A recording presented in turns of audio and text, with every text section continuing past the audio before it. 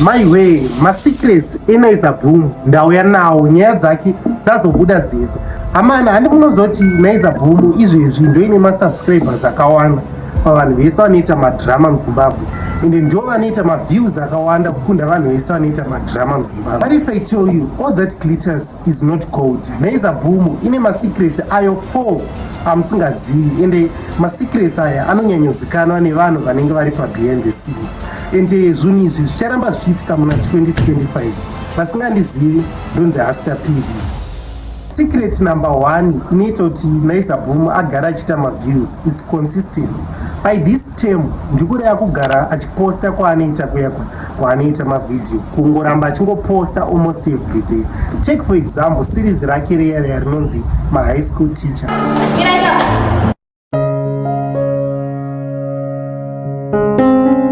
Jonga uswera sei mwanangu? Ndaswera hangu zvakanaka madam. Amenoti maswera sei? Ndaswera unozoti papa ndakutoenda kumba ndisina kana kutombotaura newe sori zvako. Ndada kuti ukutenda Jonga unoziya song yako yawakandiimbira ka. Ndichiri kungofunga nezve song yo yakandibata, unozokundibata kusvika pamoyo. So ndakanzoti mwana uyu enda anonyatsondifarira zvesho kusvika pamunyimbira song iri so touching kudaro. Unozoti pandakanzwa song yako kana zvese zvandainyatsofunga zvakabva zvapera kuti wa kutoita munhu munyowani, kutoita kunge pasina zvakamboitika kumashuro. Unozana kuti ndakurara so manheru ndichingoiteerera so pandakabatwa nehubeka ndakanyatsorota ndiri musango so pachidonha marose ered ndichingonzwa sango rese richiita maungira esong yako. Ndangokutenda Jonga nesong yako yawaka almost every day pa YouTube ndakagumira ku episode 97. Ende 97 mavideos aase kutamba nawo nyesokufunga kuti pakatora time yakareba sei kuti vashute nekuedita iye achiposta futi every day kusvika ku episode 97. Fungai panoshutwa paipeya panogona kuita ma-errors ekuti vanhu vanogona kutadza vomboita lunch kana kuti konaya kana kuti kokurumidza kudoka, but vanhu vari consistent. Isusu vanhu kana kuti amwe maYouTube emuno muZimbabwe tototadza kutoti tiposte every day kana kwe50 days, but uyu akarova 97 days achiposta, which means akarova mamanzi. Vanogona midzi verengai kuti mamanzi mangana, akarova mamanzi achingoposta every day series iroro riri consistent. Good morning class. Good morning sir. Kunyakwe mukadaira zve. Secret number 2, aNAIZA boom aperere nemascripts is a definition of a creative screenwriter. And tombotarisa kana kuti pane rimwe series ravakamboita kare randakaona kuva creative nemascript. Pane riya kana muchiri kuriziva ravakaposta kare rinonzi Buried Alive. In that video, let's look at the script itself. Tinonyatso kuona kuti pane umwe munhu anonzi Jedza, ende Jedza uyu anga akarohwa nenhamo, ende akaconvinza musikana wake Netsai kuti rege ndimbofeka kufa kuitira kuti vanhu vamuuya nemari yechema. Ende pavideo pandinobhiga creativity ndeyekutoti Jedza akatopinda mukofini zvemachokwadi. Vanhu pavakaona nyaya iyi futi yakabva yatokwana like yakatobatsira through marketing yevideo, because pakambospread zvimaruma zvokuti Jedza afa chichi, saka zvakatobatsira futi marketing. Asi marketing handina kuisa futi pamaSecret, ndanchifanira kutoisa handi muri kutona kudai ndine nyaya ndoda kutaura nemi, but nyaya handizivi kuti mimi muchaitora sei, asi mukaitora mune zvakanaka upenyu hwedu hunoendeka. Iri nyaya ikweyo yamoda kutaura, taurai zvenyu ndakateerera. Nyaya ikayo iri kuenderana nenhamo yatinayo, saka ini ndine zano randafunga. Ndafunga kuti since ndiri munhu anodiwa nevanhu munharaunda, munhu anowirirana nevanhu. Secret number 3 is ma-actors nema-actresses anotorwa kuNAIZA boom. Ndisati ndanyatsa kupinda patopic ino ndoda mboti mumboona picture reformer actress wekuNAIZA boom iri rachipo the trouble cause. Handi muri kuona picture iri rakashutwa neinonzi Hasta shots. Hasta shots ndo yekushuta futi muchato waNanyati, ende ndo yakashuta amwe mapicture muri kuona pascreen aya. Saka vachada mabirthday, mawedding kana malobola, Hasta shots has got you covered.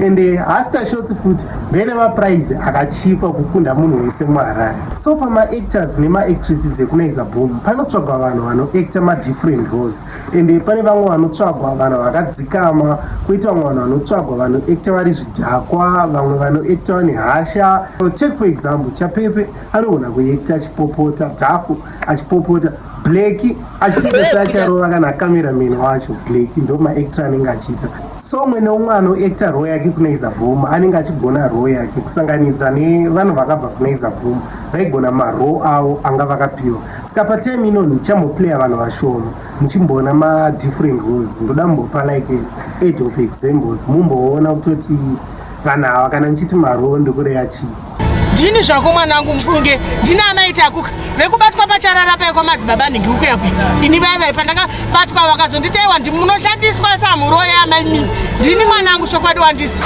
ya ndakuzivai henyu asi amusime munhu wandiri kutaura ndeuyu musikana akabata madomasi ndiwe musikana usiwe Black here ndini mukoma tapepa ndiwe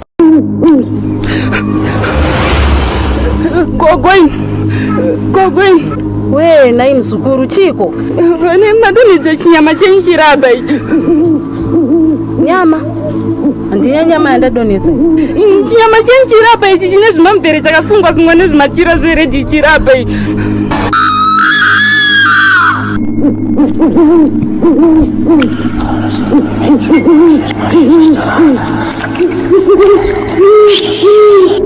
imbori nyama yekwe yamabva maisa muhomwe makanyarara iwe inde uchida kuonesesa iwewe zvawaiona nyama iyo yambokutadzire yataura newe zvawatoiona ivo watonyarara kana uchida kuti upenyu hwako ufambe zvakanaka manje nani sikumbonyarara ndimi kuita basa rekuraya vanhu musha munoma nese pana bonga shotora chiti mimuri muroendi chitora maitotoeziti vanhu vakakuengebhani manje ndanyatsozoone zveso da kudedzera kuti mimuri muroendi dedzere ndoona chinyama chiri kutyisana ndataura kuti muri muroe morwa sezvanga chiitwa pamuta ukangodedzera chete handi kutoona kuti zuva rakuda kudoka iri rinodoka kumba kwenyu vatovesa moto vaungana sekuungana kwaitwa Pano vachichema iwewe ukuzvinzwa haundizive zvakanaka ine ukabvunza munhu wese apa akanditadzira achitaura zita rekuti mbuya senzeni vakaipa wese wandakaudza kuti zuva ridoke harina kuvadokera ina ndivanze uroyi hwangu inini kana ndichiti ndinokuuraya ndinotokuuraya saka zvawaona nyama iyi ivho wanyarara uvhare gaba rako wazvinzwa iwe nyarara mani hawasivira mbuya mani ndiwe ungotaurwa panapa panama ndowakauraya maitumbu ekumiri ukuko wawasivira zvawatotaura ndezvechokwadi zuva ridoke shuwa usatomboudzako vanhu usatombotaura kuti ufu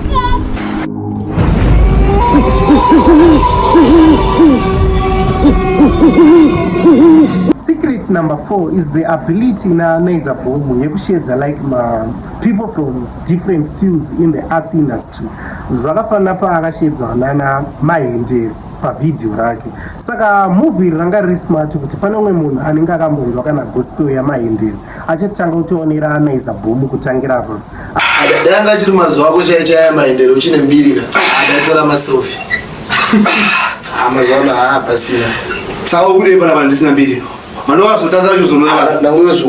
Vana Enzo Aisho vakamboshidzwa kuNaiza Bhuma, which means mayouth ese ezimudhanzwa anotanga kutoona Naiza Bhuma because Enzo wavo ambobuda. Saka mafans aNaiza Bhuma ndoda kukuona mucomment section kuti makawanda sei ende kana pane umwe munhu ari kuona video rinono sewewo uri kuona video rinono pane zvinhu zvawakufunga chingonyora mucomment section indo reply macomments ese ipapo hamufaniri kundiuchirira maoko asi munofanira kusubscribe saka kana usina kusubscribe ndokumbira kuti usubscribe panapa paHasta PV.